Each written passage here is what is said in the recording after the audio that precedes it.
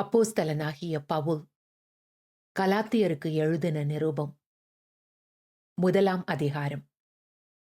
மனுஷராலும் அல்ல, மனுஷன் மூலமாயும் அல்ல, இயேசு கிறிஸ்துவினாலும் அவரை மரித்தோரிலிருந்து எழுப்பின பிதாவாகிய தேவனாலும் அப்போஸ்தலனாயிருக்கிற பவுலாகிய நானும் என்னுடனே கூட இருக்கிற சகோதரர் எல்லாரும் கலாத்தியா நாட்டிலுள்ள சபைகளுக்கு எழுதுகிறதாவது: பிதாவாகிய தேவனாலும் நம்முடைய கர்த்தராகிய இயேசு கிறிஸ்துவினாலும் உங்களுக்கு கிருபையும் சமாதானமும் உண்டாவதாக.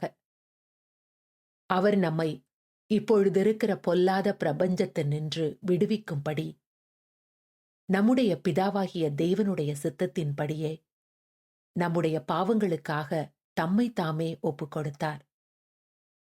அவருக்கு என்றென்றைக்குமுள்ள சதா காலங்களிலும் மகிமை உண்டாவதாக. ஆமேன்.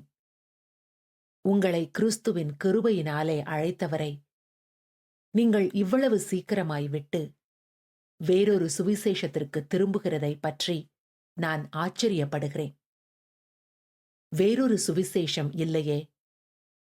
சிலர் உங்களை கலகப்படுத்தி கிறிஸ்துவினுடைய சுவிசேஷத்தை புரட்ட மனதாயிருக்கிறார்களே அல்லாமல் வேறல்ல.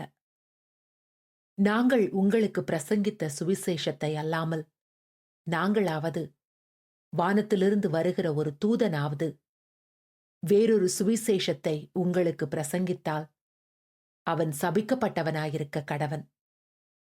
முன் சொன்னது போல மறுபடியும் சொல்லுகிறேன். நீங்கள் ஏற்றுக்கொண்ட சுவிசேஷத்தை அல்லாமல் வேறொரு சுவிசேஷத்தை ஒருவன் உங்களுக்கு பிரசங்கித்தால் அவன் சபிக்கப்பட்டவனாயிருக்க கடவன். இப்பொழுது நான் மனுஷரையா தேவனையா யாரை நாடி போதிக்கிறேன்? மனுஷரையா பிரியப்படுத்த பார்க்கிறேன்? நான் இன்னும் மனுஷரை பிரியப்படுத்துகிறவனாயிருந்தால் நான் கிறிஸ்துவின் ஊழியக்காரன் அல்லவே.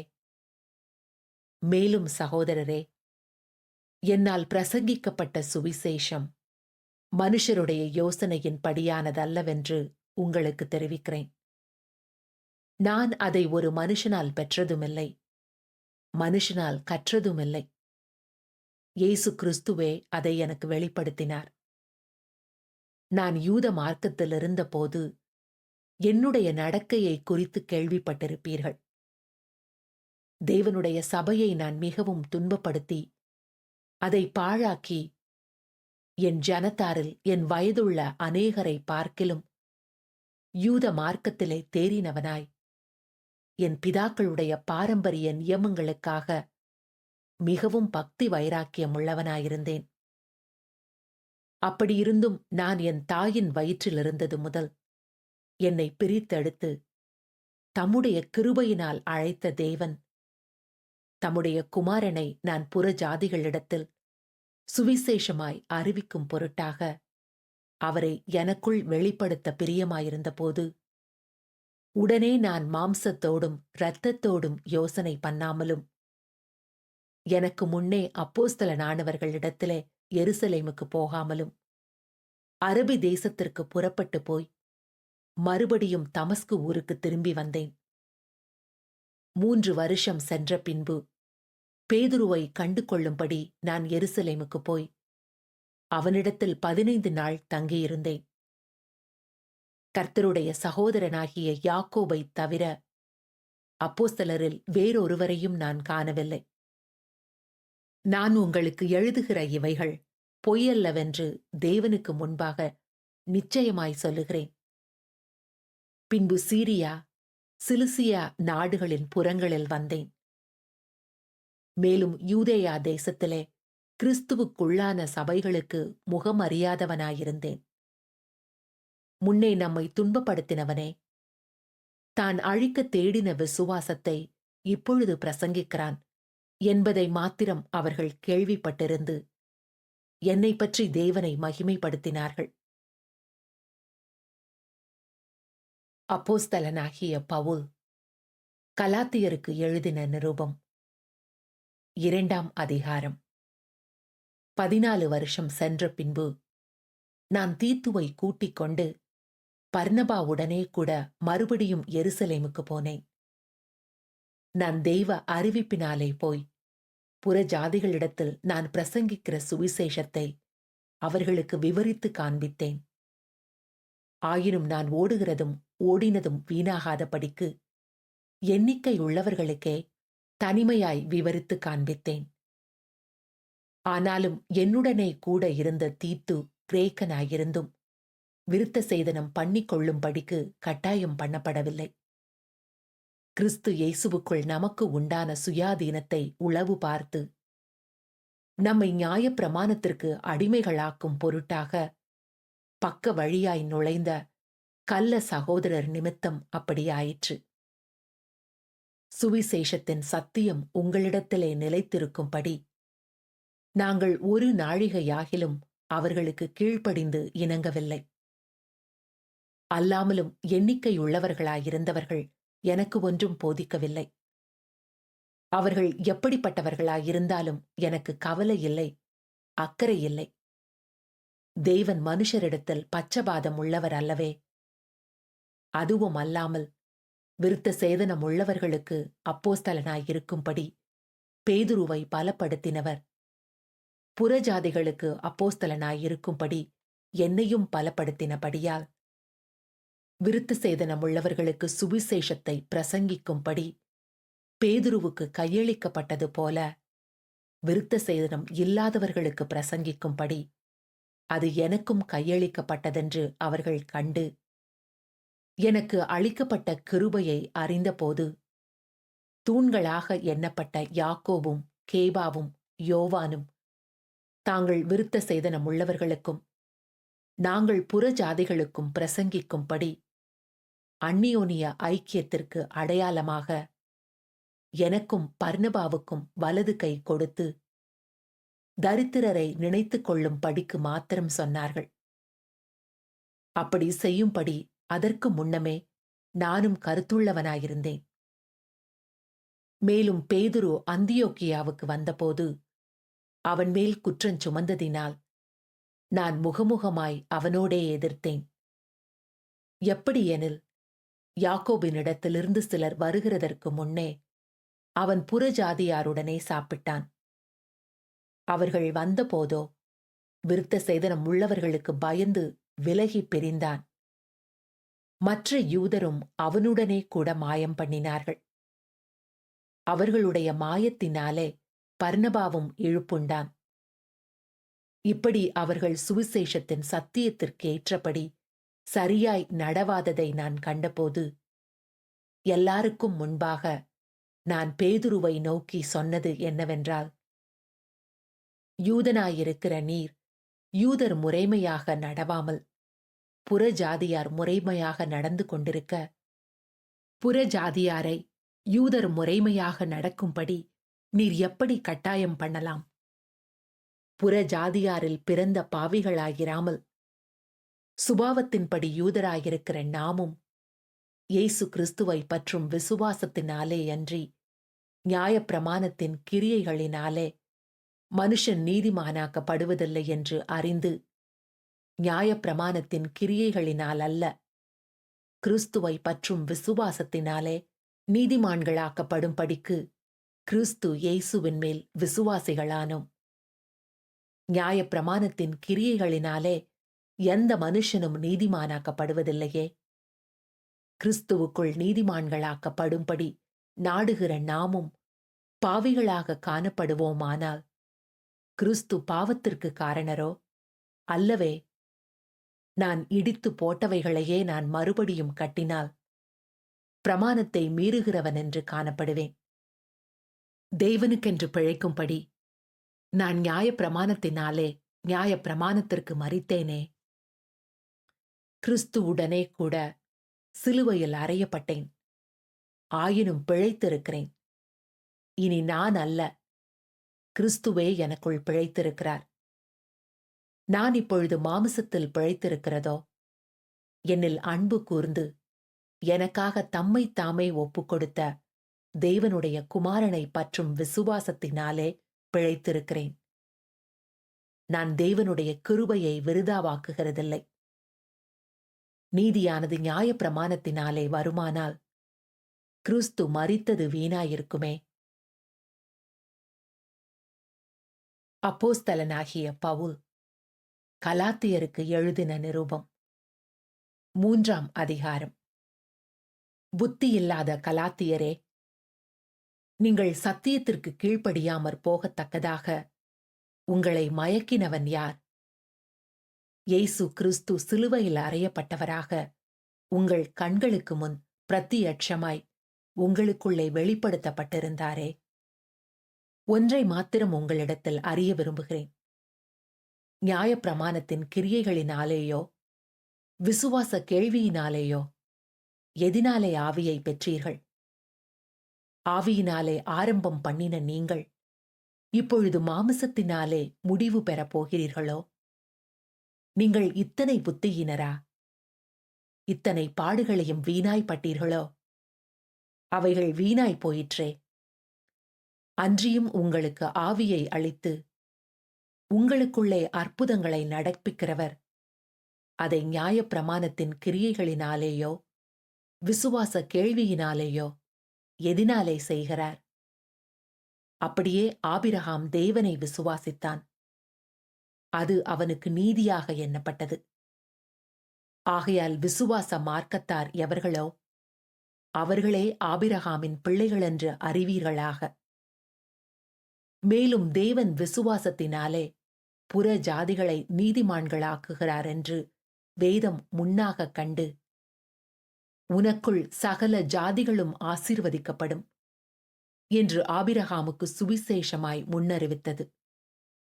அந்தபடி விசுவாச மார்க்கத்தார் விசுவாசமுள்ள ஆபிரகாமுடனே ஆசீர்வதிக்கப்படுகிறார்கள்.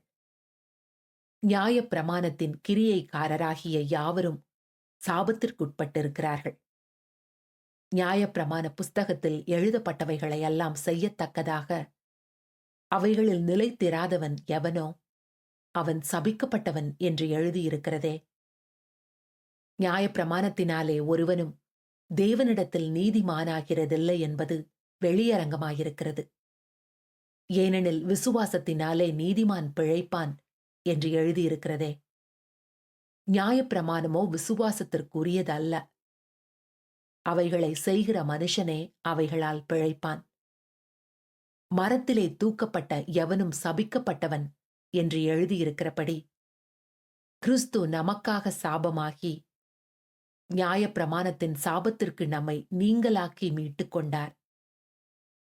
ஆபிரகாமுக்கு உண்டான ஆசீர்வாதம் கிறிஸ்து இயேசுவினால் புற ஜாதிகளுக்கு வரும்படியாகவும், ஆவியை குறித்து சொல்லப்பட்ட வாக்குத்தத்தத்தை நாம் விசுவாசத்தினாலே பெறும்படியாகவும் இப்படி ஆயிற்று. சகோதரரே, மனுஷர் முறைமையின்படி சொல்லுகிறேன். மனுஷர்களுக்குள்ளே உறுதிப்படுத்தப்பட்ட உடன்படிக்கையை ஒருவனும் தள்ளுகிறதுமில்லை, அதனோடே ஒன்றையும் கூட்டுகிறதுமில்லை. ஆபிரகாமுக்கும் அவனுடைய சந்ததிக்கும் வாக்குத்தத்தங்கள் பண்ணப்பட்டன. சந்ததிகளுக்கு என்று அநேகரை குறித்து சொல்லாமல் உன் சந்ததிக்கு என்று ஒருவனை குறித்து சொல்லியிருக்கிறார். அந்த சந்ததி கிறிஸ்துவே. ஆதலால் நான் சொல்லுகிறதென்னவெனில், கிறிஸ்துவை முன்னிட்டு தேவனால் முன் உறுதிப்படுத்தப்பட்ட உடன்படிக்கையை 430 வருஷத்துக்கு பின்பு உண்டான நியாயப்பிரமாணமானது தள்ளி வாக்குத்தத்தத்தை வியர்த்தமாக்க மாட்டாது. அன்றியும் சுதந்திரமானது நியாயப்பிரமாணத்தினாலே உண்டானால் அது வாக்குத்தத்தத்தினாலே உண்டாயிராது. தேவன் அதை ஆபிரகாமுக்கு வாக்குத்தத்தத்தினாலே அருளி செய்தாரே. அப்படியானால் நியாயப்பிரமாணத்தின் நோக்கம் என்ன? வாக்குத்தத்தத்தை பெற்ற சந்ததி வரும் அளவும் அது அக்கிரமங்களின் நிமித்தமாக கூட்டப்பட்டு தேவதூதரை கொண்டு மத்தியஸ்தன் கையிலே கட்டளையிடப்பட்டது. மத்தியஸ்தன் ஒருவனுக்குரியவன் அல்ல, தேவனோ ஒருவர். அப்படியானால் நியாயப்பிரமாணம் தேவனுடைய வாக்குத்தத்தங்களுக்கு விரோதமா? அல்லவே. உயிரை கொடுக்கத்தக்க நியாயப்பிரமாணம் அருளப்பட்டிருந்ததானால் நீதியானது நியாயப்பிரமாணத்தினால் உண்டாயிருக்குமே. அப்படி இராதபடியால் இயேசு கிறிஸ்துவை பற்றும் விசுவாசத்தினாலே பலிக்கிற வாக்குத்தத்தம் விசுவாசமுள்ளவர்களுக்கு அளிக்கப்படும்படி வேதம் எல்லாரையும் ஏகமாய் பாவத்தின் கீழ் அடைத்து போட்டது. ஆதலால் விசுவாசம் வருகிறதற்கு முன்னே வெளிப்பட போகிற விசுவாசத்திற்கு ஏதுவாக நாம் அடைக்கப்பட்டவர்களாய் நியாயப்பிரமாணத்தின் கீழ் காவல் பண்ணப்பட்டிருந்தோம். இவ்விதமாக நாம் விசுவாசத்தினாலே நீதிமான்களாக்கப்படுவதற்கு நியாயப்பிரமாணம் நம்மை கிறிஸ்துவனிடத்தில் வழிநடத்துகிற உபாத்தியாயிருந்தது. விசுவாசம் வந்த பின்பு நாம் உபாத்திக்கு கீழானவர்கள் அல்லவே. நீங்கள் எல்லாரும் கிறிஸ்து இயேசுவை பற்றும் விசுவாசத்தினால் தேவனுடைய புத்திரராயிருக்கிறீர்களே. ஏனெனில் உங்களில் கிறிஸ்துவுக்குள்ளாக ஞானஸ்தானம் பெற்றவர்கள் எத்தனை பேரோ அத்தனை பேரும் கிறிஸ்துவை தரித்துக் கொண்டீர்களே. யூதன் என்றும் கிரேக்கன் என்றும் இல்லை, அடிமை என்றும் சுயாதீனன் என்றும் இல்லை, ஆணென்றும் பெண்ணென்றும் இல்லை. நீங்கள் எல்லாரும் கிறிஸ்து இயேசுவுக்குள் ஒன்றாயிருக்கிறீர்கள். நீங்கள் கிறிஸ்துவின் உடையவர்களானால் ஆபிரகாமின் சந்ததியாராயும் வாக்குத்தத்தத்தின்படி சுதந்திரராயும் இருக்கிறீர்கள். அப்போஸ்தலனாகிய பவுல் கலாத்தியருக்கு எழுதின நிருபம் 4ஆம் அதிகாரம். பின்னும் நான் சொல்லுகிறதென்னவெனில், சுதந்திரவாளியானவன் எல்லாவற்றிற்கும் எஜமானனாயிருந்தும் அவன் சிறு பிள்ளையாயிருக்கும் காலம் அளவும் அவனுக்கும் அடிமையானவனுக்கும் வித்தியாசமில்லை. தகப்பன் குறித்த காலம் வரைக்கும் அவன் காரியக்காரருக்கும் வீட்டு விசாரணைக்காரருக்கும் கீழ்ப்பட்டிருக்கிறான். அப்படியே நாமும் சிறு பிள்ளைகளாயிருந்த காலத்தில் இவ்வுலகத்தின் வழிபாடுகளுக்கு அடிமைப்பட்டவர்களாயிருந்தோம். நாம் புத்திர சுவிகாரத்தை அடையும்படி நியாயப்பிரமாணத்திற்கு கீழ்ப்பட்டவர்களை மீட்டுக் கொள்ளத்தக்கதாக காலம் நிறைவேறின போது ஸ்திரீயினிடத்திற் பிறந்தவரும் நியாயப்பிரமாணத்திற்கு கீழானவருமாகிய தம்முடைய குமாரனை தேவன் அனுப்பினார். மேலும் நீங்கள் புத்திரராயிருக்கிறபடியினால் அப்பா பிதாவே என்று கூப்பிடத்தக்கதாக தேவன் தமது குமாரனுடைய ஆவியை உங்கள் இருதயங்களில் அனுப்பினார். ஆகையால் இனி நீ அடிமையாயிராமல் புத்திரனாயிருக்கிறாய். நீ புத்திரனே ஆனால் கிறிஸ்து மூலமாய் தேவனுடைய சுதந்திரனுமாயிருக்கிறாய். நீங்கள் தேவனை அறியாமலிருந்தபோது சுபாவத்தின்படி தேவர்கள் அல்லாதவர்களுக்கு அடிமைகளாயிருந்தீர்கள். இப்பொழுதோ நீங்கள் தேவனை அறிந்திருக்க அல்லது தேவனாலே அறியப்பட்டிருக்க பலனற்றதும் வெறுமையுமானதுமான அவ்வழிபாடுகளுக்கு நீங்கள் மறுபடியும் திரும்பி மறுபடியும் அவைகளுக்கு அடிமைப்படும்படி விரும்புகிறதெப்படி? நாட்களையும் மாதங்களையும் காலங்களையும் வருஷங்களையும் பார்க்கிறீர்களே. நான் உங்களுக்காக பிரயாசப்பட்டது வீணாய் போயிற்றோ என்று உங்களை குறித்து பயந்திருக்கிறேன். சகோதரரே, என்னைப் போலாகுங்கள் என்று உங்களை வேண்டிக் கொள்கிறேன். நான் உங்களைப் போலுமானேனே. எனக்கு நீங்கள் அநியாயம் ஒன்றும் செய்யவில்லை. உங்களுக்கு தெரிந்திருக்கிறபடி நான் சரீர பலவீனத்தோடு முதலாந்தரம் உங்களுக்கு சுவிசேஷத்தை பிரசங்கித்தேன். அப்படியிருந்தும் என் சரீரத்தில் உண்டாயிருக்கிற சோதனையை நீங்கள் அசட்டை பண்ணாமலும் ஆரோசியாமலும் தேவதூதனைப் போலவும் கிறிஸ்து இயேசுவைப் போலவும் என்னை ஏற்றுக்கொண்டீர்கள். அப்பொழுது நீங்கள் கொண்டிருந்த ஆனந்த பாக்கியம் எங்கே? உங்கள் கண்களை பிடுங்கி எனக்கு கொடுக்க கூடுமானால் அப்படியும் செய்திருப்பீர்கள் என்று உங்களுக்கு சாட்சியாயிருக்கிறேன். நான் உங்களுக்கு சத்தியத்தை சொன்னதினாலே உங்களுக்கு சத்ருவானேனோ? அவர்கள் உங்களை நாடி வைராக்கியம் பாராட்டுகிறார்கள். ஆகிலும் நல்மனதோடே அப்படி செய்யாமல் நீங்கள் அவர்களை நாடி வைராக்கியம் பாராட்டும் பொருட்டு உங்களை புறம்பாக்க விரும்புகிறார்கள். நல் விஷயத்தில் வைராக்கியம் பாராட்டுவது நல்லதுதான்.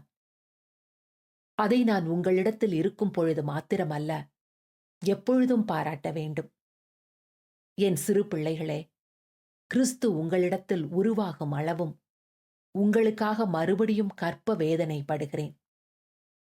உங்களை குறித்து நான் சந்தோஷப்படுகிறபடியால் நான் இப்பொழுது உங்களிடத்தில் வந்திருந்து வேறு வகையாக பேச விரும்புகிறேன். நியாயப்பிரமாணத்திற்கு கீழ்ப்பட்டிருக்க விரும்புகிற நீங்கள் நியாயப்பிரமாணம் சொல்லுகிறதை கேட்கவில்லையா? இதை எனக்கு சொல்லுங்கள். ஆபிரகாமுக்கு 2 குமாரர் இருந்தார்கள் என்று எழுதியிருக்கிறது. ஒருவன் அடிமையானவளிடத்தில் பிறந்தவன், ஒருவன் சுயாதீனம் உள்ளவளிடத்தில் பிறந்தவன். அடிமையானவளிடத்தில் பிறந்தவன் மாம்சத்தின்படி பிறந்தான். சுயாதீனம் உள்ளவளிடத்தில் பிறந்தவன் வாக்குத்தத்தத்தின்படி பிறந்தான். இவைகள் ஞான அர்த்தமுள்ளவைகள். அந்த ஸ்திரீகள் 2 ஏற்பாடுகளாம். ஒன்று சீனாய் மலையில் உண்டான ஏற்பாடு. அது அடிமைத்தனத்திற்குள்ளாக பிள்ளை பெறுகிறது. அது ஆகார் என்பவள்தானே. ஆகார் என்பது அரபி தேசத்தில் உள்ள சீனாய் மலை. அந்த ஆகார் இப்பொழுது இருக்கிற எருசலேமுக்கு சரி. இவள் தன் பிள்ளைகளோடே கூட அடிமைப்பட்டிருக்கிறாளே.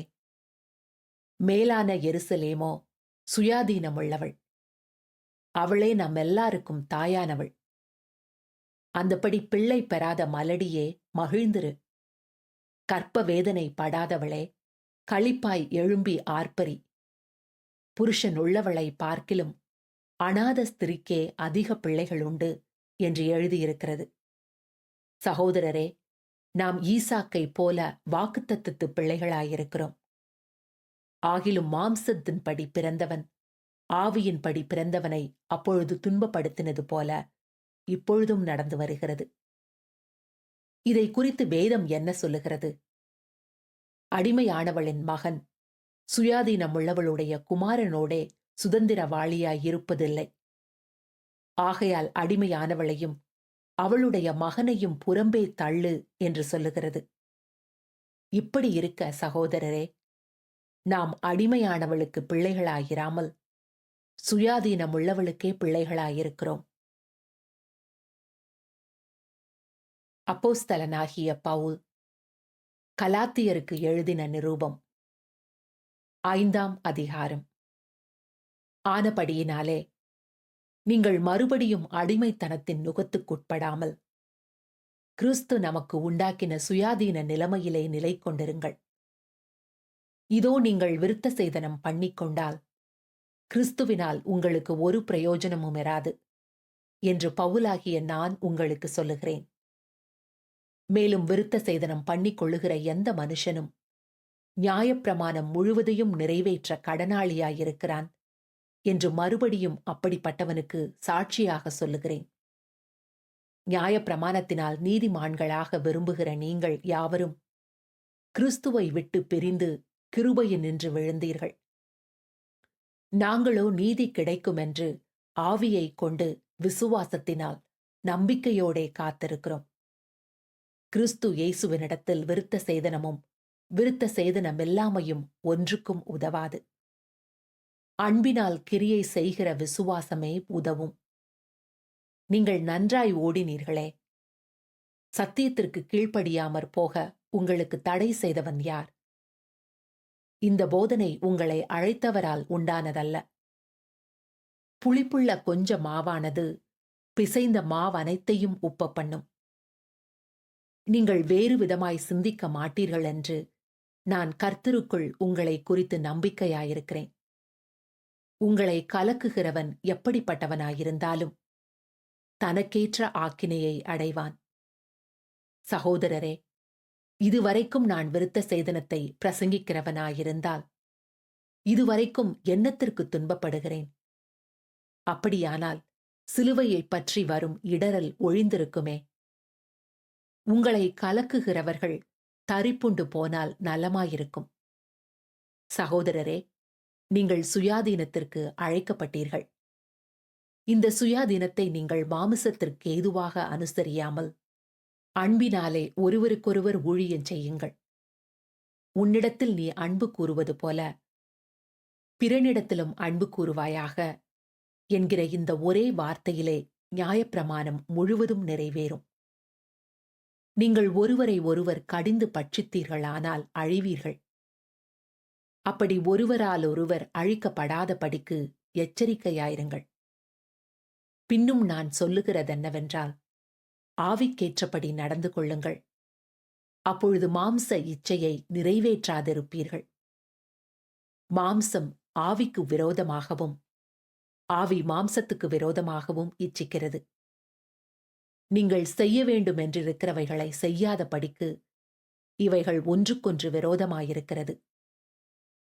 ஆவியினால் நடத்தப்படுவீர்களானால் நீங்கள் நியாயப்பிரமாணத்திற்கு கீழ்ப்பட்டவர்கள் அல்ல. மாம்சத்தின் கிரியைகள் வெளியரங்கமாயிருக்கின்றன. அவைகள் விபச்சாரம், வேசித்தனம், அசுத்தம், காமவிகாரம், விக்கிரக ஆராதனை, பில்லி சூனியம், பகைகள், விரோதங்கள், வைராக்கியங்கள், கோபங்கள், சண்டைகள், பிரிவினைகள், மார்க்க பேதங்கள், பொறாமைகள், கொலைகள், வெறிகள், களியாட்டுகள் முதலானவைகளே. இப்படிப்பட்டவைகளை செய்கிறவர்கள் தேவனுடைய ராஜ்யத்தை சுதந்தரிப்பதில்லை என்று முன்னே நான் சொன்னது போல இப்பொழுதும் உங்களுக்கு சொல்லுகிறேன். ஆவியின் கனியோ அன்பு, சந்தோஷம், சமாதானம், நீடிய பொறுமை, தயவு, நற்குணம், விசுவாசம், சாந்தம், இச்சையடக்கம். இப்படிப்பட்டவைகளுக்கு விரோதமான பிரமாணம் ஒன்றுமில்லை. கிறிஸ்துவினுடையவர்கள் தங்கள் மாம்சத்தையும் அதன் ஆசை இச்சைகளையும் சிலுவையில் அறைந்திருக்கிறார்கள். நாம் ஆவியினாலே பிழைத்திருந்தால் ஆவிக்கேற்றபடி நடக்கவும் கடவோம். வீண் புகழ்ச்சியை விரும்பாமலும், ஒருவரை ஒருவர் கோபம் ஊட்டாமலும், ஒருவர் மேல் ஒருவர் பொறாமை கொள்ளாமலும் இருக்க கடவோம். அப்போஸ்தலனாகிய பவுல் கலாத்தியருக்கு எழுதின நிருபம் 6ஆம் அதிகாரம். சகோதரரே, ஒருவன் யாதொரு குற்றத்தில் அகப்பட்டால் ஆவிக்குரியவர்களாகிய நீங்கள் சாந்தமுள்ள ஆவியோடே அப்படிப்பட்டவனை சீர்பொருந்த பண்ணுங்கள். நீயும் சோதிக்கப்படாத படிக்கு உன்னை குறித்து எச்சரிக்கையாயிரு. ஒருவர் பாரத்தை ஒருவர் சுமந்து இப்படியே கிறிஸ்துவனுடைய பிரமாணத்தை நிறைவேற்றுங்கள். ஒருவன் தான் ஒன்றுமில்லாதிருந்தும் தன்னை ஒரு பொருட்டென்று எண்ணினால் தன்னைத்தானே வஞ்சிக்கிறவனாவான். அவனவன் தன் தன் சுய கிரியையை சோதித்து பார்க்க கடவன். அப்பொழுது மற்றவனை பார்க்கும் போதல்ல, தன்னையே பார்க்கும் போது மேன்மை பாராட்ட அவனுக்கு இடமுண்டாகும். அவனவன் தன் தன் பாரத்தை சுமப்பானே. மேலும் திருவசனத்தில் உபதேசிக்கப்படுகிறவன் உபதேசிக்கிறவனுக்கு சகல நன்மைகளிலும் பகிர்ந்து கொடுக்க கடவன். மோசம் போகாதிருங்கள். தேவன் தம்மை பரியாசம் பண்ண ஒட்டார். மனுஷன் எதை விதைக்கிறானோ அதையே அறுப்பான். தன் மாமிசத்திற்கென்று விதைக்கிறவன் மாமிசத்தினால் அழிவை அறுப்பான். ஆவிக்கென்று விதைக்கிறவன் ஆவியினாலே நித்திய ஜீவனை அறுப்பான். நன்மை செய்கிறதில் சோர்ந்து போகாமல் இருப்போமாக. நாம் தளர்ந்து போகாதிருந்தால் ஏற்ற காலத்தில் அறுப்போம். ஆகையால் நமக்கு கிடைக்கும் சமயத்திற்கு தக்கதாக யாவருக்கும், விசேஷமாக விசுவாச குடும்பத்தார்களுக்கும் நன்மை செய்ய கடவோம். என் கையெழுத்தாய் எவ்வளவு எழுதினேன் என்று பாருங்கள். மாம்சத்தின்படி நல் வேஷமாய் காணப்பட விரும்புகிறவர்கள் எவர்களோ அவர்கள் தாங்கள் கிறிஸ்துவனுடைய சிலுவையின் நிமித்தம் துன்பப்படாத படிக்கே உங்களை விருத்த சேதனம் பண்ணிக்கொள்ள கட்டாயம் பண்ணுகிறார்கள். விருத்த சேதனம் அடைந்திருக்கிற அவர்களும் நியாயப்பிரமாணத்தை கைக்கொள்ளாமல் இருக்கிறார்கள். அப்படியிருந்தும் அவர்கள் உங்கள் மாம்சத்தை குறித்து மேன்மை பாராட்டும் படிக்கு நீங்கள் விருத்த சேதனம் பண்ணிக்கொள்ள வேண்டுமென்று விரும்புகிறார்கள். நானோ நம்முடைய கர்த்தராகிய இயேசு கிறிஸ்துவின் சிலுவையை குறித்தேயல்லாமல் வேறொன்றையும் குறித்து மேன்மை பாராட்டாதிருப்பேனாக.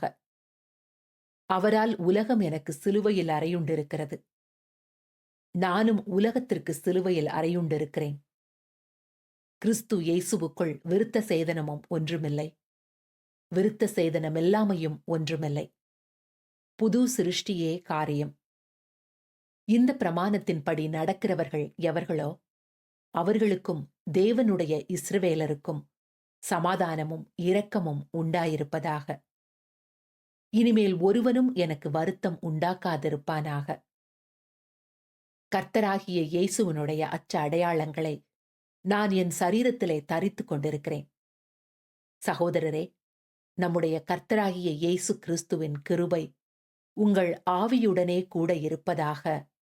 ஆமேன்.